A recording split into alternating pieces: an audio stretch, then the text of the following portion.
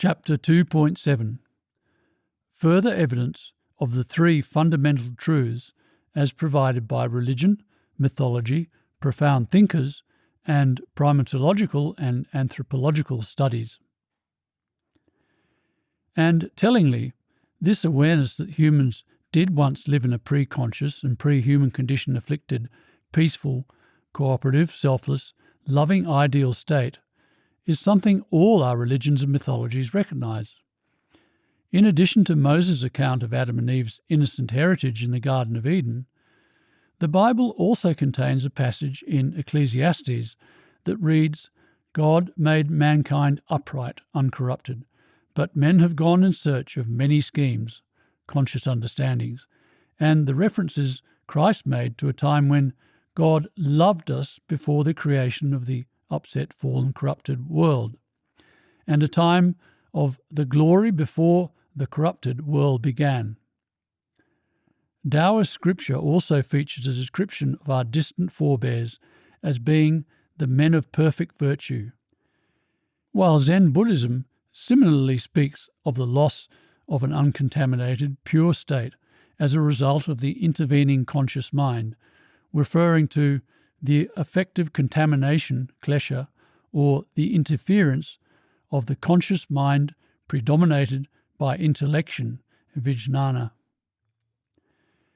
And prior to Plato and his vast contribution, including his two-horse chariot account of our state of innocence before we had any experience of evils to come, when we were admitted to the sight of apparitions innocent and simple, calm and happy, which we beheld shining in pure light, pure ourselves and not yet enshrined in that living tomb which we carry about now that we are imprisoned, and his reversed cosmos description of our species past, blessed and spontaneous life where neither was there any violence or devouring of one another, or war or quarrel among them. And they dwelt naked and mostly in the open air, and they had no beds but lay on soft couches of grass.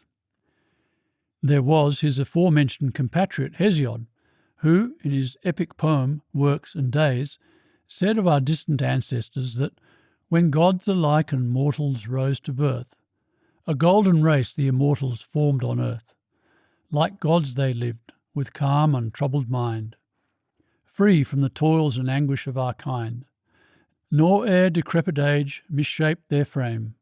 Strangers to ill their lives in feast flowed by, dying they sank in sleep, nor seemed to die. Theirs was each good. The life-sustaining soil yielded its copious fruits, unbribed by toil. They with abundant goods, midst quiet lands, all willing, shared the gathering of their hands. The consistency of all these descriptions of how consciousness led to the corruption of our species' original or loving cooperative state has been borne out by the investigations of the author Richard Heinberg, who found that every human culture has a myth involving both the emergence of consciousness and a fall from an original golden age of togetherness and peace. From the major religions to races as isolated and diverse as the Eskimos, Aborigines and Native Americans. Summarising in his 1990 book Memories and Visions of Paradise, a well-researched collection of acknowledgements from mythologies and religions of our species' innocent Edenic past, that every religion begins with the recognition that human consciousness has been separated from the divine source, that a former sense of oneness has been lost. Everywhere in religion and myth, there is an acknowledgement that we have departed from an original innocence and can return to it only through the resolution of some profound inner discord. The cause of the fall is described variously as disobedience, as the eating of a forbidden fruit, and as spiritual amnesia, alienation. Yes, as Berdyaev recognised, the memory of a lost paradise, of a golden age, is very deep in man. So when John Milton titled his epic 1667 poem Paradise Lost, he was recognising the existence of this deep memory in man, as were the Australian Aborigines with their memory of a dreamtime. The philosopher Jean-Jacques Rousseau also expressed what we all do intuitively know is the truth when he wrote that nothing is more gentle than man in his primitive state. William Wordsworth was another who spoke honestly when he wrote in his 1807 poem Intimations of Immortality from Recollections of Early Childhood.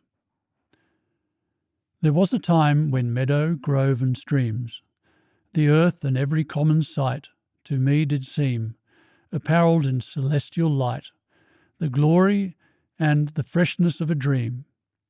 It is not now as it hath been of yore. Turn wheresoe'er I may, by night or day, the things which I have seen I now can see no more. The rainbow comes and goes, and lovely is the rose. The moon doth with delight look round her when the heavens are bare. Waters on a starry night are beautiful and fair. The sunshine is a glorious birth. But yet I know, where'er I go, that there has passed away a glory from the earth. Something that is gone. Whither is fled the visionary gleam? Where is it now, the glory and the dream? Our birth is but a sleep and a forgetting. The soul, the instinctive memory of our species past all loving, selfless, cooperative existence, that rises with us, that we are born with, our life's star, hath had elsewhere its setting, and cometh from afar, not in entire forgetfulness, and not in utter nakedness, but trailing clouds of glory do we come, from God who is our home. Heaven lies about us in our infancy. Shades of the prison house begin to close upon the growing boy, and by the vision splendid is on his way attended. At length the man perceives it die away, and fade into the light of common day. Forget the glories he hath known, and that imperial palace whence he came. This beautiful description by Wordsworth of our original instinctive self or soul equates perfectly with that given by the poet Henry Vaughan when he wrote in 1655, "My soul, there is a country far beyond the stars." The sentiment is also reflected in the words of the polymath Sir Thomas Browne, who said in 1643, "We carry within us all the wonders we seek without us," and in the poet Lord Byron's observation from 1816 that man is in part divine, a troubled stream from a pure source. With regard to Wordsworth's reference to God, as outlined earlier and as will be explained in chapter 4.3, God is our personification of the terrifyingly confronting truth of the teleological, integrative, order of matter developing, cooperative, selfless, loving theme or direction or meaning of existence that our distant ancestors lived in accordance with, but which we no longer appear to. And, like Lang, the prophet Isaiah recognised how upset or corrupted we humans have become, but was more specific about how it is a corruption of this integrated state that we once lived in, writing in the Bible that from the sole of your foot to the top of your head there is no soundness, only wounds and welts and open sore.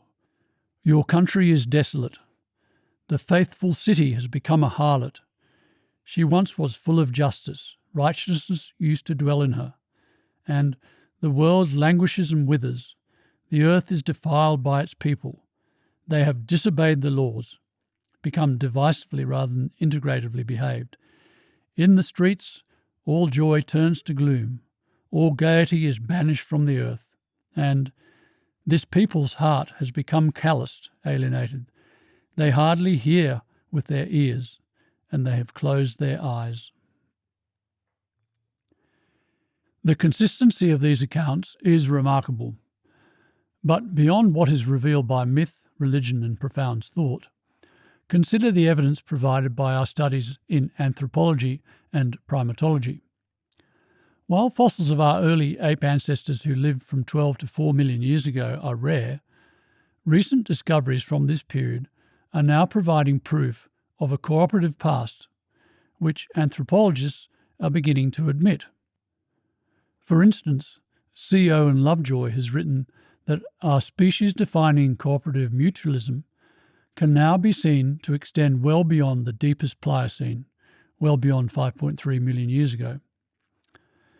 In primatology, studies of living apes reveal that bonobos, Pan paniscus, are not only humans' closest relatives, but an extremely gentle and cooperative species.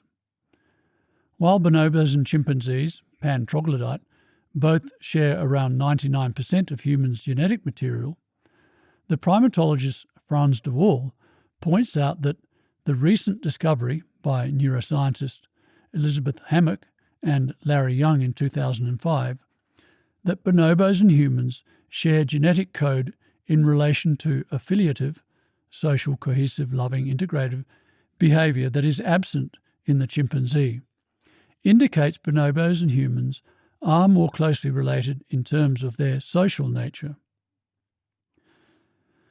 The anthropologist Adrian Zillman has also shown that of bonobos and chimpanzees, bonobos are closer anatomically to our ancestors. As to their peaceful nature, many primatologists attest to it. Consider this from Barbara Fruth. Up to 100 bonobos at a time from several groups spend their night together. That would not be possible with chimpanzees because there would be brutal fighting between rival groups. The evidence of our cooperative past that is provided by anthropology, some of which is referred to above, and by the bonobos, will be documented in some detail in chapters 5.5 and 5.6 respectively. Of course, proof is also apparent in the relative innocence of existing so-called primitive people, such as the Bushmen of the Kalahari, who, according to DNA studies, are the oldest human population on Earth. While some people, such as Carl Jung and Eric Newman, have sought to dismiss the idea of an innocent, Edenic past as nothing more than a nostalgia for the security and maternal warmth of infancy, and certainly never an historical state, the explorer and philosopher Bruce Chatwin bravely rejected this paradise as infancy theory and recognised the relative innocence of these primitive races, writing in his 1987 book The Songlines that every mythology remembers the innocence of the first state. Adam in the garden, the peaceful Hyperboreans, the Uttarakurus, or the men of perfect virtue of the Taoists. Pessimists often interpret the story of the Golden Age as a tendency to turn our backs on the ills of the present and sigh for the happiness of youth. But nothing in Hesiod's text exceeds the bounds of probability. The real or half-real tribes which hover on the fringe of ancient geographies, Atavantes, Fenai, Parasites, or the dancing spermatophagi, have their modern equivalents in the Bushman, the Shoshonean, the Eskimo, and the Aboriginal. The great South African philosopher Sir Lawrence van der Post, whom I consider to be the preeminent philosopher of the 20th century, had an incredibly deep appreciation of the Bushman, and when writing in his 1961 book, The Heart of the Hunter, about the effect of our alienated, innocence-destroyed modern world on their relative innocence, he described how mere contact with 20th century life seemed lethal to the Bushman. He was essentially so innocent and natural a person that he had only to come near us for a sort of radioactive fallout from our unnatural world to produce a fatal leukemia in his spirit. As Plato said, in this tradition of the innocent earthborn man, which is nowadays often unduly discredited, our ancestors, who were nearest in point of time to the end of the last innocent period and came into being at the beginning of this corrupted period, are to us the heralds of that earlier innocent age. Note again that even in the earlier, more innocent times that Plato lived in, recall in Chapter 1 that alienation has been increasing from generation to generation ever since the human condition emerged, there was already a strong desire to unduly discredit the truth that our ancestors lived in a pre-human condition afflicted, innocent, blessed, divine, upright, cleanly made, pure, noble, good, modest, honourable, spirited, simple and calm and happy state. Yes, given how extremely condemning and confronting the truth of our species' cooperative, all-loving, innocent past has been, while we couldn't explain our present corrupted, fallen, evil, ignoble, bad, crooked, terrible, unlawful, insolent, prideful, lumbering, disorderly, chaos-causing, increasingly forgetful, deaf, threatening universal ruin to the world, imprisoned in, living tomb lives. It is not at all surprising that efforts have been made to discredit this truth of an innocent ancestry as nothing more than nostalgia for the security of infancy, and by claiming that the Bushmen and other primitive races are more warlike and aggressive and less peaceful than the majority of the human race now. This latter ridiculous claim that advanced races are in effect more innocent than primitive races is dealt with later in paragraphs 205 to 208, and more fully in paragraphs 862 to 868. But, of course, as has been mentioned and will shortly be elaborated upon, the main way our innocent past has been denied has been to claim that our distant ancestors were no different from other animals in ferocious competition with each other for food, shelter, territory, and a mate. Further to the numerous acknowledgements and recognitions of a pre-human condition afflicted, all-loving past, some of our greatest contemporary thinkers have also identified the rise of consciousness as being key to understanding and thus resolving our present corrupted, soul-devastated condition. In particular, the just mentioned Sir Lawrence van der Post lifted description of the truth of our species' innocent past and the enormous tragedy of our present consciousness-induced, psychologically upset, corrupted state into the stratosphere of beautiful writing when he composed these words in his 1984 book, Testament to the Bushman. This shrill, brittle, self-important life of today is by comparison a graveyard, where the living are dead and the dead are alive and talking through our instinctive self or soul in the still, small, clear voice of a love and trust in life that we have for the moment lost. There was a time when all on earth and in the universe were still members and family of the early race, seeking comfort and warmth through the long, cold night before the dawning of individual consciousness in a togetherness which still gnaws like an unappeasable homesickness at the base of the human heart. The South African naturalist Eugene Murray, the first person to study primates in their natural habitat, also got to the point of our condition being a psychologically embattled one when he focused on a conflict between our already established instincts and an emerging consciousness, saying in his book The Soul of the Ape, "The highest primate, man, is born an instinctive animal. All its behaviour for a long period after its birth is dominated by the instinctive mentality. It has no memory, no conception of cause and effect, no consciousness. As the individual memory slowly emerges, the instinctive soul becomes just as slowly submerged. For a time, it is almost as though there were a struggle between the two." Yes, the more our conscious mind became criticised by our ideal behaviour expecting instincts, the more we repressed that condemning instinctive awareness, so that it is now submerged into our subconscious. And after a lifetime spent hunting the cause of the human condition, the great Hungarian English polymath Arthur Koestler similarly identified the emergence of consciousness as the catalyst for our condition. The brain explosion gave rise to a mentally unbalanced species in which old brain and new brain, emotion and intellect, faith and reason were at loggerheads. Berdyaev was another who regarded consciousness as an intrinsically important consideration in the quest for self-understanding. The distinction between the conscious and the subconscious mind is fundamental to the new psychology. The very great English biologist, Charles Darwin, also recognised the acknowledgement of the emergence of consciousness as being fundamental to the new psychology.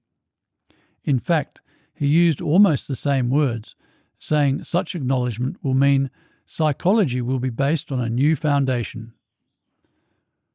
While it has been noted that Darwin's seminal 1859 book, The Origin of Species, contains almost no mention of the human species, near the end of the final chapter he did write that, in the distant future, I see open fields for far more important researches.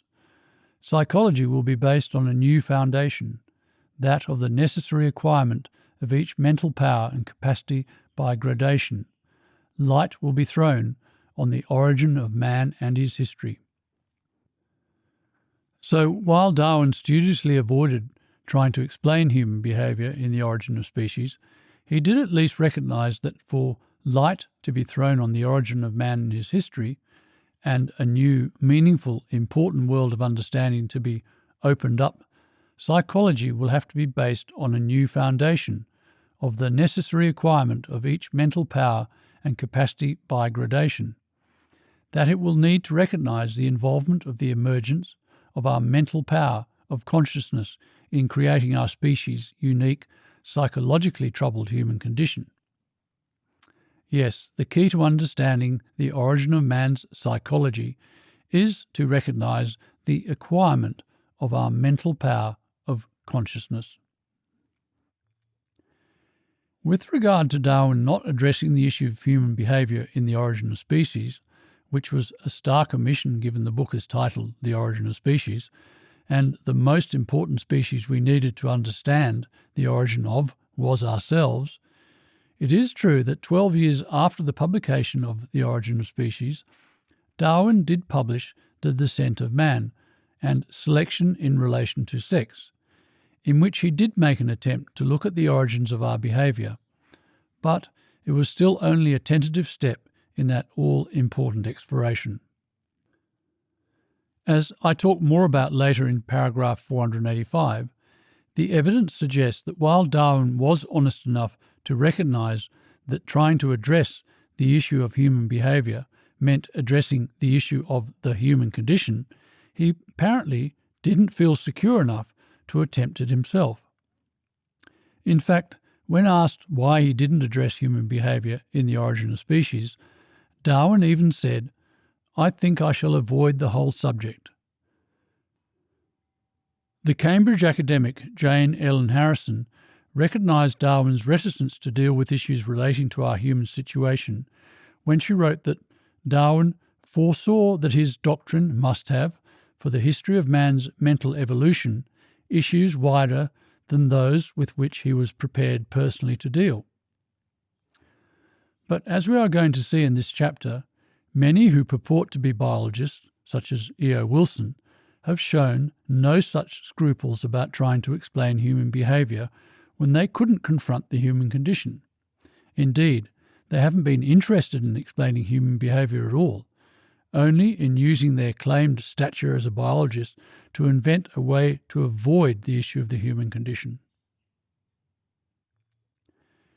Yes, any truthful analysis of our human condition, its origins and its amelioration, requires a fundamental, new, honest foundation in thinking that recognises the involvement of our conscious mind and our species' departure from an original, cooperative, loving state, as well as the psychosis and neurosis it has produced in us. It has to acknowledge that our condition is a psychological one, that our conscious mind is deeply psychologically troubled, that we are a psychotic and neurotic, immensely alienated species. This is the point Lang was emphasising when he wrote that our alienation goes to the roots. The realisation of this is the essential springboard for any serious reflection on any aspect of present interhuman life.